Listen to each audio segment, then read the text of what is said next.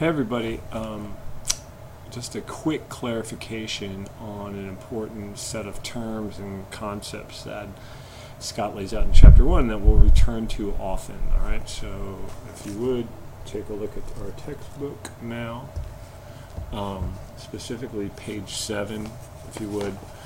We're going to look and talk about differences between race and ethnicity. And Scott does a pretty good job of this. I just want to highlight what she's talking about so that we can be clear on it. First things, in sort of everyday usage, race and ethnicity are often quite interchangeable. So I, for example, when asking someone about sort of how their sort of social, how they identify, or what, in terms of race or ethnicity, will tend to say, just like I did, race or ethnicity, which I purposely tend to use just to give people the option to identify either racially or ethnically. Behind it is also a little bit of confusion about what each sort of means specifically, and that's what, of course, Scott's laying out here. Okay, in this class, being a course on race and ethnicity, we should be, hopefully defining our terms a little more clearly. So, as we go throughout the course, as you get ready for this week's quiz and stuff, we will try as best as possible to be specific in how we use these terms. Okay, so wrap your brain around this pretty basic set of ideas here on page 7, and the chart does a pretty good job of summarizing it. But, as we'll see shortly, it's not always entirely clear which is the right term, and that this nice distinction in the box on the left, you have race, and on the right you have ethnicity. Sometimes there are ways in which people use these things that sort of bridge that vertical division. So some of it will be in the boxes in race, and some will be ethnicity, and that's just sort of, well, honestly, it's the reality of that. Okay, so again, I won't go into too many specifics, but just an interesting example that sort of shows some of the difficulties in thinking through the distinction between these two terms. So the question would be the example of Hispanics or Latinos, racial category or ethnic category.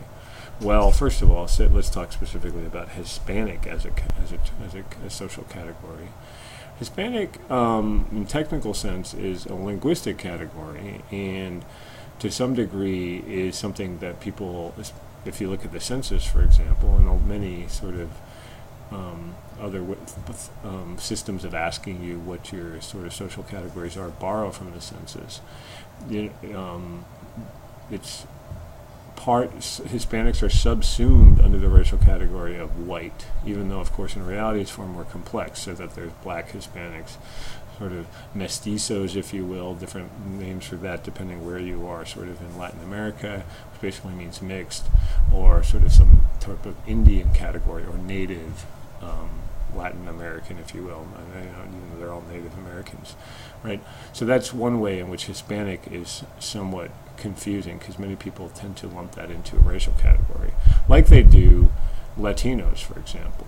And Latino, similarly, is much, although Latino is complicated, because sometimes people can try to sort of assert that identity on people. For the most part, the history of Latino is that Latino, the term, like you'll notice, your grandparents probably don't say that word too much. I don't know. My grandparents certainly did. Latino, the category, was invented in the 70s when 3 separate national groups of Americans, Dominican Americans in New York City, Cuban Americans in Florida mostly, Dominicans mostly in New York, and Mexican Americans, or Chicanos, in the Southwest, and California particularly, decided to get together and basically create this category of Latino. And the short version of why they did it is because they wanted to be better counted in censuses, in other ways of counting people, so that their communities could be avail themselves to different grants and other monies, particularly from the federal government, and sort of get recognition collectively rather than individually, so that there was a recognition that, we're going to create this category. And the fact that they created it, of course, is actually an indication that it's an ethnic group, that it's not imposed upon them as others, right? Okay, so anyway, there's an interesting history on that in and of itself, of which I sort of am not expert, but I've heard some academic presentations on in that. All right, so just keep it straight as best as you can in terms of race or ethnicity. It's, as I've mentioned before, it's complex. Sometimes terms, for example, can seemingly be imposed on others and sort of affirmed by the group. So there's a tension there in the first two boxes on that chart, right? So that, yes, we are Latinos, where other people may say, oh, you know, those Latinos or something, trying to put it on them. And so it's a little bit complicated in the real world. Also, another complication that's worthy of pointing out in that this box doesn't quite capture, although she talks about it later in the text, she being Scott, on the race column, 1, 2, 3, 4 boxes down, it says it's possible to belong to only a single race. And while historically that's been true, it's kind of changing in the last couple decades, so that now, as you're probably aware, people much more commonly either identify as biracial or mixed race or some multiple racial categories. So interesting things. Both of these, as we'll talk about in coming weeks, are social constructs. They're social constructions. They're things that, even though we think like, ooh, race is this biological thing, they're really made up, right, to some degree. And one piece of evidence that they're made up is that they change over time. So that it used to be, oh, you know, you could only have one drop of blood in you and you'd be African American, but really, these are, you know, now much with history and change in that now you can be mixed, now you can be multiracial or biracial.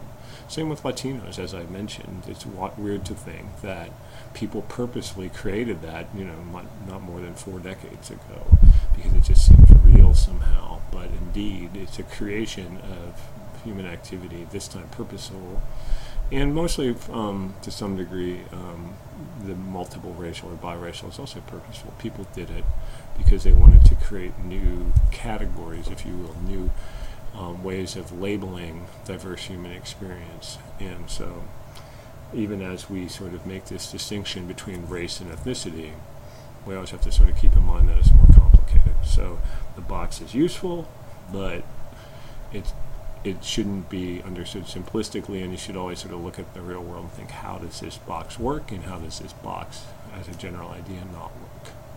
Okay, thanks so much. Hopefully that makes sense. If it does not, please send me an email. Thanks.